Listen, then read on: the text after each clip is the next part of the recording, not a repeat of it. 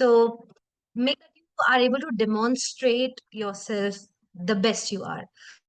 Demo class, you're giving them a demonstration, and that is probably your best, uh, that is your best class. If they are your regular student, you can build on it, keep building on what you have done before, and keep building on the faith. You can keep building on the student skills. But the first is the class where it is make it or break it. It will decide whether the student will continue with you, and it is all right if they don't. We don't. Just that you should also feel a very good part of. You should also feel very good in the session that I delivered a good session. Do whatever you feel is for the student. There is no need to complete a certain time in the class. There is no need to complete a certain number of questions. It is totally flexible. We leave the judge to you. We trust you as a mentor, and we trust your experience. That's why you're here. So we leave the judgment at you. So you decide based on how your student is responding, reacting, or what they should do in the session next. However, we have a little bit of skeleton to the class. That what I'm sharing with you is a skeleton. Free to modulate the class according to what the student is requiring right now. Okay, and do your best. Show them whatever you want to show them. You can just demonstrate that. Next, I'm going to move to the next part. So after you've completed the part, you have discussed some questions, seen some visual ideas and some strategies. Then after you can come back to this part. Everything is in the same presentation. You don't have to jump here and there unless you want to. And I would highly recommend that you discuss this with the student for a minute or two. That we have the option of calculators. By the way, you should be a pro at a calculator, because that's what they give in SATs. You can tell them when they should use it and when they should avoid it. Okay, so you can discuss the strategy. Sometimes just calculating things mentally or using some trick is better than doing it on a calculator and spending so much time on just typing things. So you can discuss that so your student knows that, okay, my mentor is also very much careful about these things. Okay, now once you have taken the whole session, you can say almost 45 to 50 minutes have easily gone by. Okay, 45 minutes have gone by and the learning part is done and strategy discussion is also done. Now you can tell the student, now you have to demonstrate to them that, see, this is the platform we use. This is the platform that you will get access to if you sign up with us. But do not use this language that I just said. Instead, you're going to say things like, okay, I want to show you something really interesting. And then you can just click on this. When you click on it, you can see a link here. You can click on the link. This website will open up. Now, what is this website? This is the Catalyst website. As I said, I will be giving you training about this website separately. Let's say you have been selected in the mocks and you are now a mentor at Codeyoung. You have gone live. You will use this website, Catalyst platform, uh, to help your students learn. This is all the content you need for SATs. So this is designed specifically for SATs. It also has AI using to give you ideas about how your student is performing, and you can guide them using that AI tool. That, okay, I see that the student has these many scores in this particular area, and they are having a lot of difficulty in these kind of areas. So the AI will give you a report, and you can plan your strategy for teaching them further. So what happens on this platform? I'll just quickly show you. You can see there are some options. You can also drag and drop your files here for the student, and the student will get access to this page. So right now this is not logged in. When you get an account, you will be able to see that there are so many options here. You can see Learning Hub. The student can study topic wise. They can study. I think you already might have some platforms used, so you will know that these kind of platforms exist. Like Magoosh is there. Satin Paper has its own.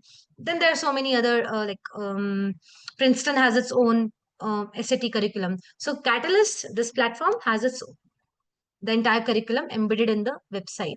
So you will get access to it. Your student will get access to it. So they can use the student portal and you can use the mentor or the teacher portal. Okay, you can the student can also take a diagnostic test. So what you want to tell the student next is, okay, before our next class, I highly recommend that you take a free diagnostic test, and then you can just send them this link. You can send them the link of this Catalyst portal, and the student can go there, log in there for free, and they can take, using the free limited plan, they can take a diagnostic test and can say, please do this test. You don't have to prepare for anything. Don't prepare anything at all, so that we get a clear litmus test of where you stand right now, and we can strategize from there on. That what do we do next? So you can suggest them to have save this link in their computer. You can share the link in the chat Zoom chat box, and then you can tell them that, see, you can, on our platform, you can practice topic wise. You can also practice, you can take a lot of tests, the full length tests, and there are also some sectional tests.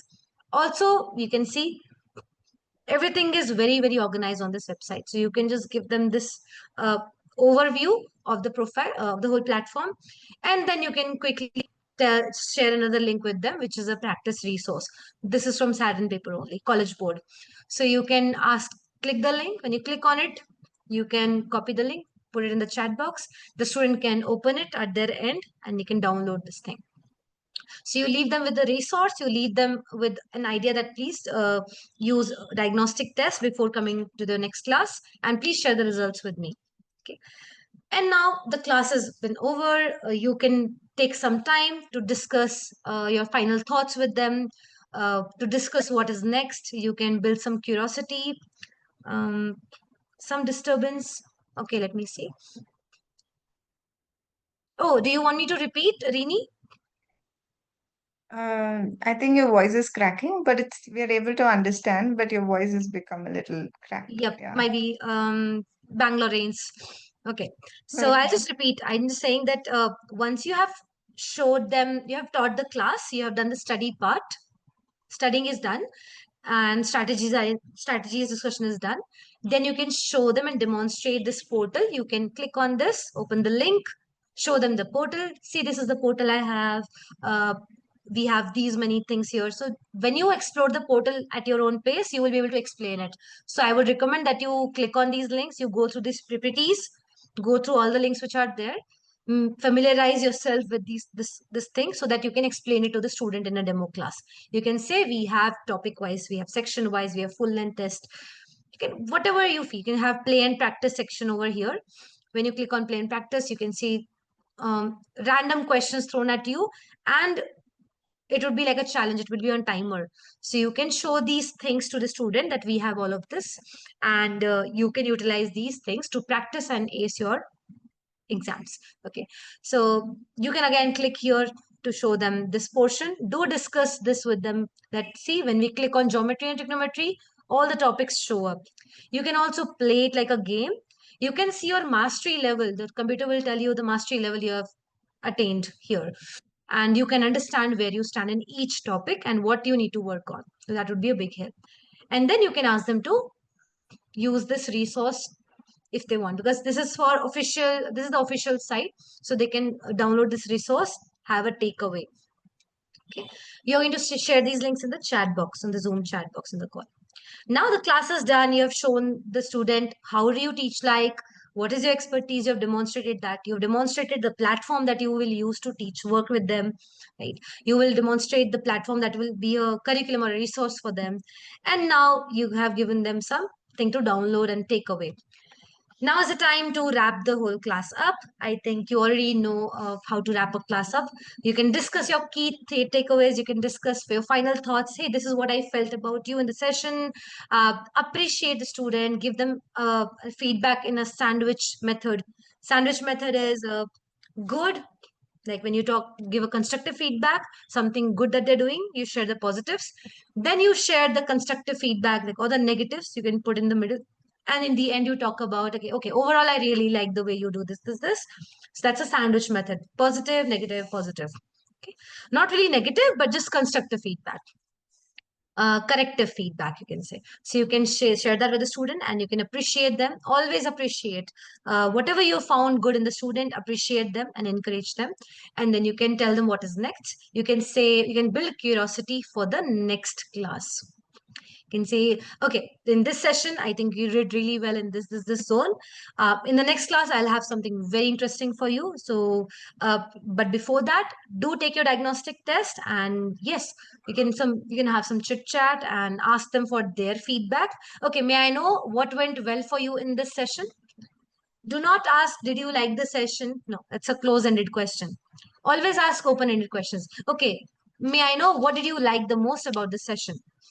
May I know what part you struggled with the most in the session and how can I make it better for you?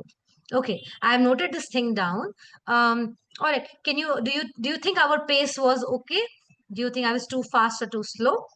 So take some feedback, but don't say, "Did you like the class?" Because they're gonna say yes out of obligation, out of the nature of human being. We just say yes, yeah, we like the class.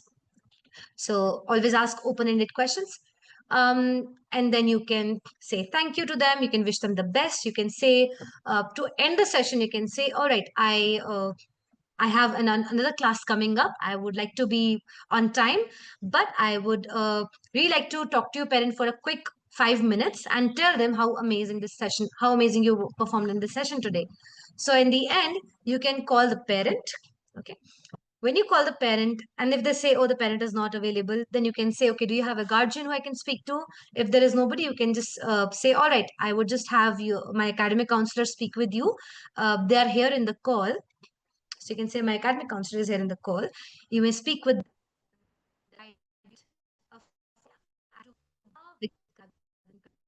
however, learning with you.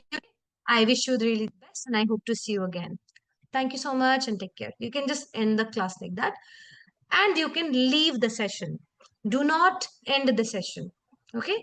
If you end the Zoom call, the meeting is gone. The student and the academic counselor will be disconnected. The meeting has ended. So always leave the call so that the academic counselor and the student can keep talking to each other, have their doubts cleared, and know what learning at Codeyoung is like, learning at Catalyst is like. So this is one important thing. Before you leave the session, there is one task that you need to do, and that task is handing over the host rights. You are the host of the call as a teacher. So before you leave, when you say bye, you just quickly go to participants, you go and select the academic counselor, and there are three dots, you click on that, and you make them the host of the session. Okay, and then you can leave the call. Do not make the parent or the student the host of the session by accident also. Okay, they don't know what to do, how to connect and how to share. So always make the academic counselor the host of the session, and then you can leave the call. The academic counselor is always in the call. They're always at the end of the call. They're sitting there, so you will see that somebody is there, mic off, camera off. They will not disturb you at all, but they will be there to take the parent or the student over from you, basically like a handover. Okay, and then you can leave the call. Now, what to do in parent discussion? Okay. So in parent discussion, you first of all always introduce yourself. Hi, my name is this. I was the mentor for, let's say the student's name is Tina. I was a mentor for Tina today. And would you have 5 to 6 minutes to speak with me? I would like to give you an overview of what we did today. It's really interesting. And then you can tell the parent that, okay, let's say Tina wanted to study especially algebra. She told me that she is struggling in these area. So today we focus on this. We went through some questions. We did some questions. Just give them an overview of what you did in very short time. And you can say, may I know if you were may I know like what is Tina's learning style? Then you can ask some questions about the student. Okay, in the parent discussion part, what is her learning style? Is there anything that I need to know as a mentor, as a teacher, as the teacher, that would help me work with her better? Okay, so these are very good kind of questions that can show interest, that the parent will feel, okay, this teacher is genuinely wanting to know how my child learns. This teacher is really in it. So you can ask some questions about the student to get to know them better. I would highly recommend to have a physical paper and pen, a notebook and a pen, always in any demo class, so you can write down the details, the name of the student, the name of the parent, the date and time of class, what did you study, just a quick short note of every class. It would really help you when the student gets converted into a paid student. It will really help you. Okay, it will build a very solid rapport. Your first class with the student, regular class, will not be awkward that, oh, I forgot about you totally. It won't be like that. So I highly recommend you noting these things down, and then you can talk to the parent a little bit, know about the student's learning style. Are they autistic? Do they have ADHD? What kind of learning style do they have? Are they a slow learner, or do they even like studying or not, studying math or not? What is their relationship with mathematics? Do they hate it? Are they here by force, or are they genuinely interested in the subject? So try to get to know your student a bit more better. Don't ask all the questions I've told you. Just ask the ones that you feel are, required, something you sensed in the class, so you can ask accordingly. Okay, Rini, are you there? Yeah. Okay, great. All right. So the parent discussion part is very volatile, but it can be a turning point. Imagine you had a wonderful session with a student, but you're not able to have a good conversation with the parent. Uh, so that can be an edgy case. Right? So you need to practice your working with the student as well and with the parent as well.